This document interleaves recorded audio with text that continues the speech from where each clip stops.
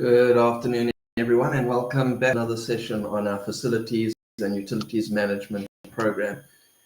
Over the last couple of months, we've been slowly working through the key points to pay attention to around your personal properties, around your portfolio, etc. So go back and see if you can have a look at those other videos. And then in the description below or in the comments below, maybe drop any other questions that you might have directly to this topic today. And then also if you've got any sort of questions around other or suggestions around other topics that you want to get information on, and we can put something together for you.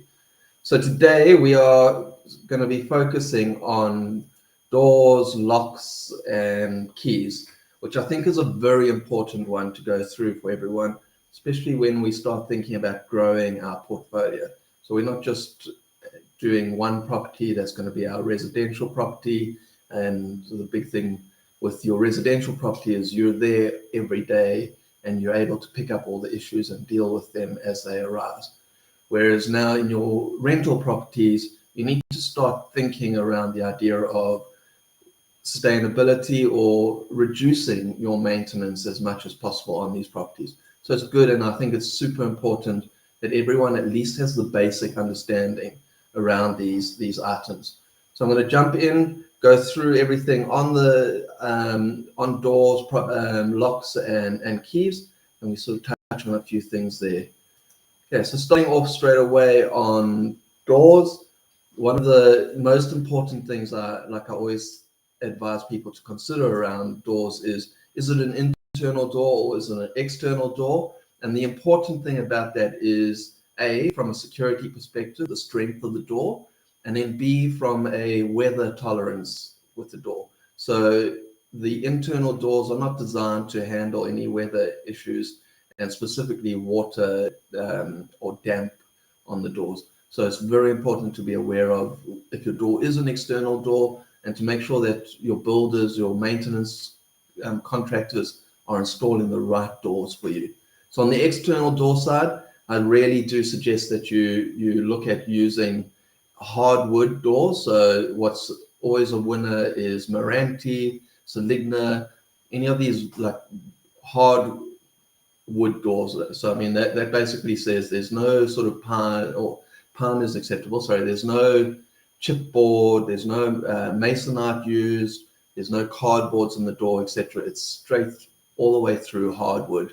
It's also good to be aware of veneers, because veneers are acceptable, but that needs to be in a little bit more of a covered area, so there's no splashing water on them, because the veneers can often delaminate from the internal hardwood. So the nice thing about veneers is it's a little bit cheaper. You've got a pine core or a cheaper species of wood on the inside, and then they do a veneer skin over the outside, which gives you that nice looking wood finish on the doors. So that's acceptable. If it's in a covered corridor area, etc., where there's no damp or any splashes going onto the door, then you can get away with a veneer. But then if it is a space where there is potential for it to get splashed on or get any sort of interaction with weather and water, it's good to make sure you're using a full hardwood species of wood in that space. Okay, and then going through, as you go into your building, you're then able to make a little bit of a savings on the type of material you use. You can use these sort of hollow core internal doors, and a lot of the manufacturers make a veneer in that style. So it's just got that one skin of that nice species of wood, so you get the nice wood look to it. And then those are easy enough to just varnish, and they've got that wood look to it. And then you also get paintable doors, so like a straight Meranti door that gets an undercoat, gets a finished coat of paint, and that's sort of cheap. It's basic, which is quite nice on the budget. And then you can obviously take it a bit further with some of the hollow core doors, where they then start having molded finishes, and that just gives it more of a decorative finish, which I think works very well as you're starting to raise the appearance of your properties. So I think that's good to consider. But the most important thing to be aware of when it comes to these internal doors is they are hollow. And what that means is, if you look at this picture on the far side here, is that that picture shows that inside that masonite there are voids. So there's nothing, so no strength in that space. The strength is on the frame of the door and where the lock set itself goes. So internally, there's normally just voids to save on weight, save on material, reduces the cost. If they want a little bit more structural strength, they'll put carbon ribbing, or should I say cardboard ribbing, and that sort of just adds strength. But bearing in mind that cardboard, if it's exposed to water, it swells, it rots away, etc. And the same thing with the masonite or this super wood or MDF type of wood that's on these doors. So that kind of covers everything on doors. Obviously, if you've got a intruder situation, if someone's trying to bash in a external hardwood door, it's a lot more difficult for them. But if they are trying to bash in an internal hollow core door, they can basically put their foot through that door, tear it open, and get access quite easily. So you've got to bear that in mind. If you've got sort of rooms that need a little bit more security, etc., then it's better to have a hardwood door, and you go with that.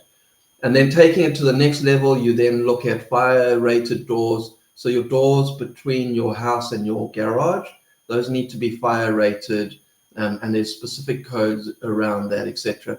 And what that means is it takes a lot longer for that door to burn, which then gives more security to the occupants of the property, that they're able to realize that there is a fire, and they're able to evacuate the property before the property gets overwhelmed with fire. So that sort of thing is something to be very important, or to be very aware of. And then around like high security rooms, you can get doors where they've got steel plating inside the door. So on the outside, it looks like a normal wooden door, but internally it's got heavy duty steel plating. Those are very heavy doors. They obviously can be to the point where they can be bulletproof doors, etc. So that covers doors quite nicely. Then jumping on to discussing locks. And I think this is a brilliant one for people to be aware of, is to look at what your locks, or to understand what locks are out there and so on. And I think what is super important around this space, and I've heard Robin Booth in his Airbnb training discussing this as well, is door handles, door locks, and so on, is something that you shouldn't skimp on your costs side of it. So don't try and save money on this, because it tends to come and bite you back in the long run, where you're now having to replace these locks more frequently. So I think for me, there's two suggested brands that I would encourage people to look at, and those are Yale and Union. They're both basically owned by the same company, which is Assa Abloy, but they're very good, high quality brands in South Africa. You'll probably find, if you dig a little bit deeper, there's a couple other very good, reputable brands, but I'm always comfortable with the Yale and the Union locks. I really do suggest that you stay away from any no-name brands that you get from your hardware stores, because those tend to be of a lot more inferior quality, and they break and they fail a lot more frequently. So stick to these good, reputable brands. And the reason for that is obviously the internals of the lock. You don't want that to fail, and then you can't basically get access to the property. You also don't want to have issues with your tenants not being able to get into the property, etc. And you've got to send a locksmith out all the time, or you've got to go out and replace locks and that sort of thing. So in this space, I really do encourage to use high quality locks and lock sets. So just going through what kind of locks are out there is, you've got your standard locks here, and what that leaves us with, I'm just trying to get my face out the way there. Okay, so what that leaves you with is, you've got your starting point is normally the 2-lever lock, your 3-lever lock set, your 4-lever lock set. So those are basic lock sets, the mortar style. So it's very much what we use here in South Africa, and really the difference then, stepping up from the 2-lever, the 3-lever, the 4-lever, and then the Euro profile or the cylinder lock set, that then becomes, as it sort of steps up, it becomes more secure. So the 2-lever lock being your least secure lock, and then the cylinder lock being the most secure. And I'll go into that sort of lever explanation a little bit later as well. But it's just to be aware that there are these options out there, and you should be conscious of them. Okay.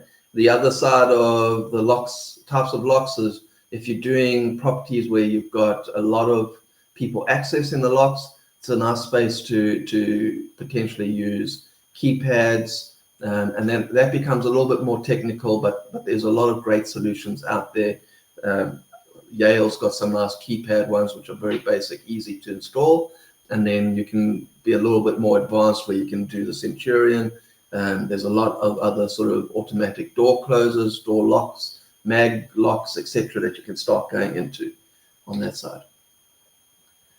Okay, and then looking at, I spoke about the levers, the sort of the 2 lever, the 3 lever, the 4 lever. So just to explain what it means from a lever perspective, is if you look inside this mortise box itself, in the middle, I'm not sure if my mouse will show, but you basically got where the key comes through, and then you've got these little paddles above, and those paddles just above the keyhole are the actual levers itself. So what that means is when the key turns in the keyhole, it pushes up all those levers, which then allows the actual barrel to be able to move and unlocks your door itself. So those little plates are the levers. The more levers that there are in a door, the more secure or the more difficult it is to pick those locks. So that's something to really be aware of when you are replacing locks in buildings. The 2 levers are a lot cheaper, and then as you go up to the 5 lever, they become a lot more expensive. So looking at the actual keys themselves, on the left here, this is more likely your 2 lever lock, your key for your 2 lever locks. And then as you get up, there's more detail in the actual key. So moving from the left to the right, there's more detail in the key itself as far as how many levers are in there, and it just makes it more difficult to be picked. Okay, and then you've obviously got your cut style key, which then fits into the cylinder lock on the right there. What I really like about the cylinder lock is this whole mechanism can actually be replaced, and the actual mortise stays in the door, and you can just sort of slide, unscrew this cylinder, pull the cylinder out, and you can put a new cylinder into that lock quite easily, which means you're not taking off as much hardware on the door. And then I think it is also sort of good to be aware of the fact that you're able to, it's a little bit more difficult with the cut style key to replace those keys sort of easily. And what that means is if you're replacing the key, you have to have a key cut, and you've got to basically go to the locksmith or one of the hardware stores where they've got the facilities, and they'll cut that key to the same profile as the existing key. So that becomes a little bit more of a headache around replacing keys, etc., which is the reason I sort of shy away from the idea of the cut style keys. And then you start looking at these normal sort of keys and for the lever style locks. This is my preference to go in this direction, because as you can see on this key, there is this code on every single key. And now to give you an idea of what that means is on the low end, so your 2 lever lock, there's probably about 18 or 20 different types of keys for all 2 lever locks, because they can only do so many sort of combinations of the layout. And what that means is if you have 20 units in a street or in a building, so if you've got a big block of flats and all the front doors have got 2 lever locks on them, it's very likely that 1 or 2 of those units are going to share the same key to unlock those locks. So what that means is someone else in the complex can go, hey, let me go and try my neighbors and see if I can unlock their door and get in. And it's likely that maybe out of a block of 20 buildings, there would be a repeat of that key. That's if the builder uses or the developer uses 2 lever locks on their main door. And then as you go up to sort of like the 5 lever, the 5 lever will give you like 500 different combinations of keys. So that makes it a lot less likely that someone will have a duplicate of that key. Okay. And then when you go to the cylinder lock, they can have up to 3,000 different combinations. Some of them can be even more than that, where they can go up to 10,000 combinations.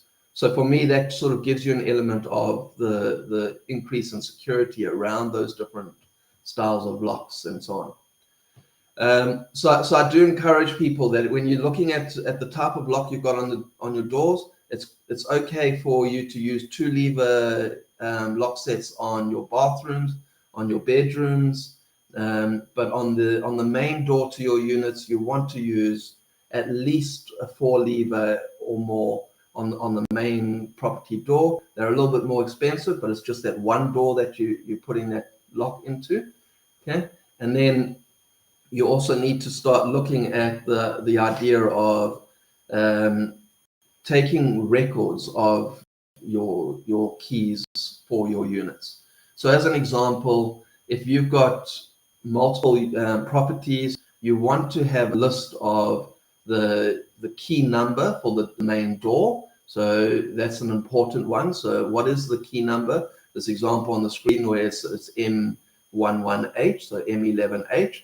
So you want to know, okay, my front door has code M11H, and then you sort of go, okay, bathroom 1 has Y27, bedroom 1 has Y25, etc. And you make a list of all of those keys. Now, the reason why I say this is important is because if your tenant locks themselves out of the property, or breaks their key, or like something goes wrong where they need to get access to the property and they don't have the key, it is possible for you to just send someone with that replacement key. So there's scenarios where you can basically just go and send an Uber with the replacement key with that specific code, so the M11H, that gets delivered to your tenant at the door. Your tenant can then get into the property and carry on with life. It stops you from having to go there, give them or find the key from your bundle of keys, go and pick up a replacement, etc. It just makes this administration a lot more smoother. Okay, and then likewise, if you've got an Airbnb unit and something goes wrong, which is often the case where a key is lost when someone's on holiday. So same thing, you can send them a replacement key by Uber, and then you just charge them for that replacement key. Okay, and then the next level up on that is be super aware. If you've got a property which, like for example, a student accommodation building, you've got your main building, and then you've got lots of individual rooms for your students. You want to make sure that none of those units are on the same key or the same lock as each other, because that's a very important element, that you know that none of the other students can get access to each other's rooms. And I think it's less a case of you expecting the worst to happen, and it's more a case of keeping honest people honest. So remove that temptation. Okay, so that's an important one. And likewise, if your individual students lose their key, it's easy enough for you to just give them the replacement key instead of calling out a locksmith to come and or pick that lock and then replace that lock itself. So I think that's a very important reason to have your list of all your keys. Okay, and that pretty much covers everything as far as what goes around on the doors, locks, and keys. As I say, if you've got any questions, drop them into the comments below, and any suggestions around any other topics you want us to cover as we go forward with the program. Just a reminder, as I dial off, we are very involved with SAPN from a SAPN prepaid perspective, and I want to encourage people to reach out to us through the SAPN Connect page, through the SAPN prepaid website, etc., and get in touch with us to get information around prepaid solutions that should work for you. Bearing in mind that we do prepaid electricity, prepaid water meters, and in the odd case, prepaid gas meters as we move away from sort of the load shedding issues, or as we are involved in load shedding issues. So the gas might be an option for multi-let, etc. And then for a lot of the SAPN members, etc., there is a very nice referral scheme that we're running. So get in touch with us around that. Otherwise, thank you very much for joining us, and we'll chat to you again soon.